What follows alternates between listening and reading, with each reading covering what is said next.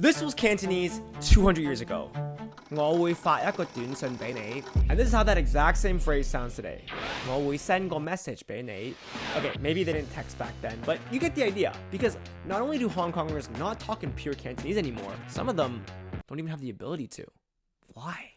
Hong Kongers are known for seamlessly weaving English into their everyday Cantonese conversations. 我唔sure佢有咩 intention 喎. But with Chinese, a language that's so different from English, how did we even get here? Was it just colonial leftovers? Or is it something deeper, something that's evolved into a defining part of Hong Kong's identity? And what does that mean for the future of a language that many say is dying? My team and I went through hundreds of pages of research on the history of Hong Kong Cantonese and why it annihilated pure Cantonese and what that means for the future of the language. And today we're going to share that research here with you. I'm Sheldon from Cantonese and Mandarin, and my team and I focus on helping Cantonese Americans or just Cantonese speakers from around the world improve their Cantonese while learning Mandarin. We've helped over 600 people break through the language barrier, and hopefully today you'll learn just why modern-day Cantonese cannot be separated from English and what that means for you. So how did English become so integrated into Cantonese? Well, it all starts with this. See, it all began in 1842 when Britain claimed Hong Kong through the Treaty of Nanking. With that, English was introduced, not as a common language, but as the language of governance and authority. So in those early colonial years, English stayed at the very top. It was spoken in government offices, courtrooms, and elite schools. And for most people, though, it felt remote. Cantonese remained the voice of the streets, homes, and daily life, but by the late 19th century, Hong Kong had become a growing port city. Trade routes expanded, foreign companies set up shop, and so English quickly became the language of commerce. Business contracts, shipping documents, and bank accounts, all done in English. And so what did this mean? If you wanted to sit at the table, you needed more than just Cantonese. Education followed suit, and by the 20th century, many schools began shifting their curriculum to English medium instruction, especially in urban areas. But with that, it meant that Chinese parents, as you know, we always want best for the kids, so they pushed their kids towards English to secure better futures, not just for jobs, but for opportunities abroad. Now, during the post-war economic boom from the 1950s to 1980s, Hong Kong transformed into a financial hub.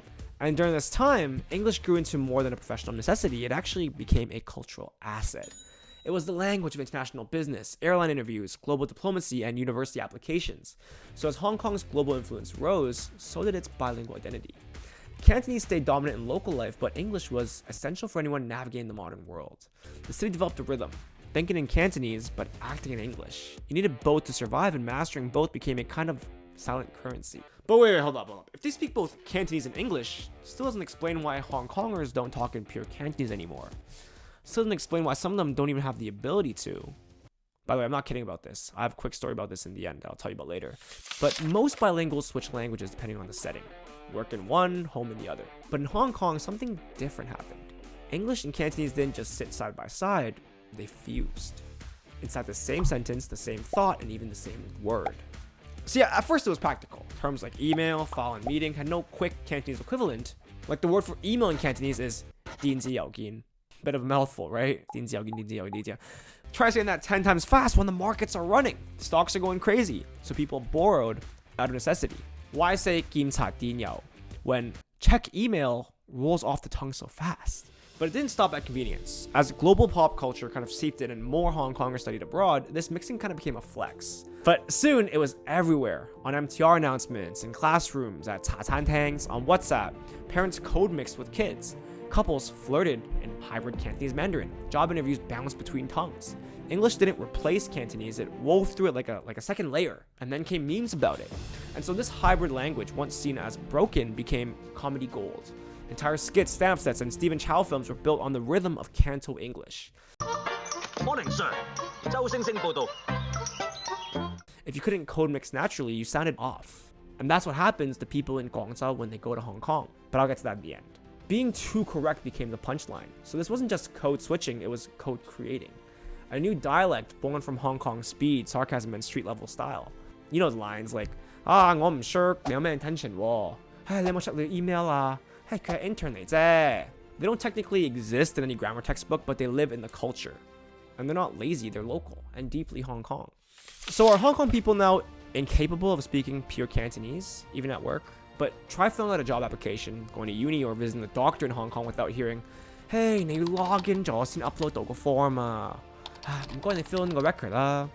You can't, because hybrid speech isn't just common, it's institutionalized. See, on paper, Hong Kong is bilingual. English and Cantonese share official status, but in practice, English dominates the digital, technical, professional spaces. Not because it's better, but because it's faster.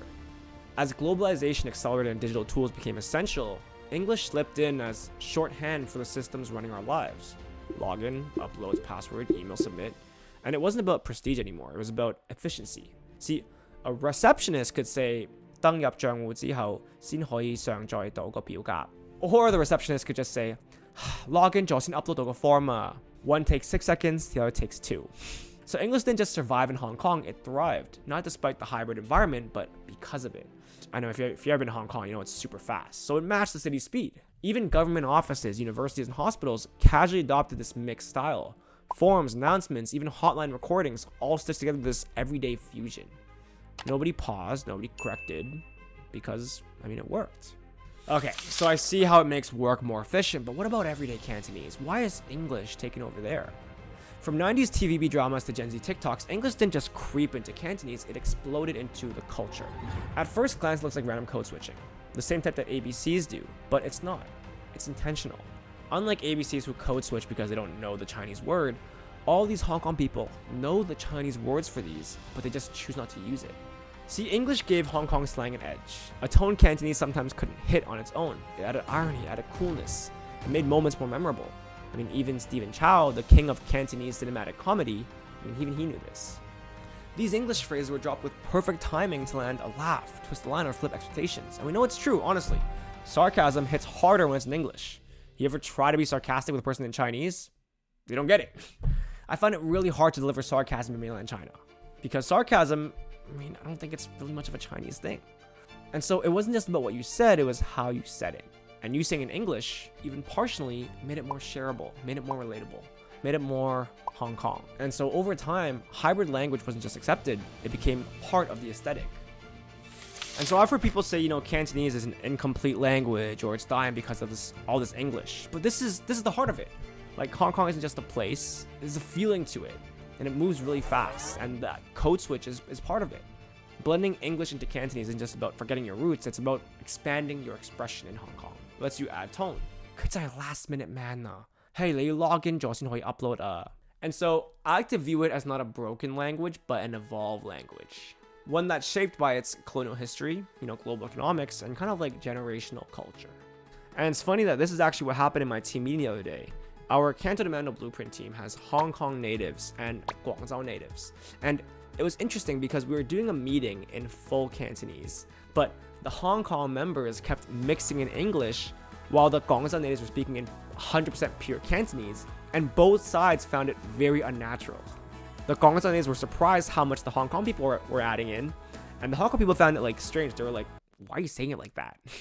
It was so fascinating for me to see. I even challenged the Hong Kong people to do the meeting in pure Cantonese, and they said they found it really awkward and challenging, even though they were still able to do it. They knew all the Chinese words, it's just really unnatural for them. And so an outsider or someone from Guangzhou might think that the Hong Kongers are worse at Cantonese, but they're not. It's not this is bad Cantonese, it's just modern Hong Kong Cantonese, and that's just the culture. So now you know, English didn't just invade Cantonese, it grew with it, evolved beside it, and became part of the city's voice. But here's the plot twist.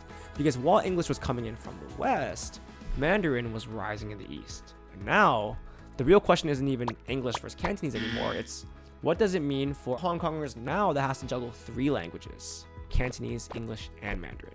Let me know what you guys think. Hope you enjoyed today's video. Click here if you're a Cantonese speaker who wants to learn Mandarin, and click here for a video that YouTube thinks you'll love. 再见.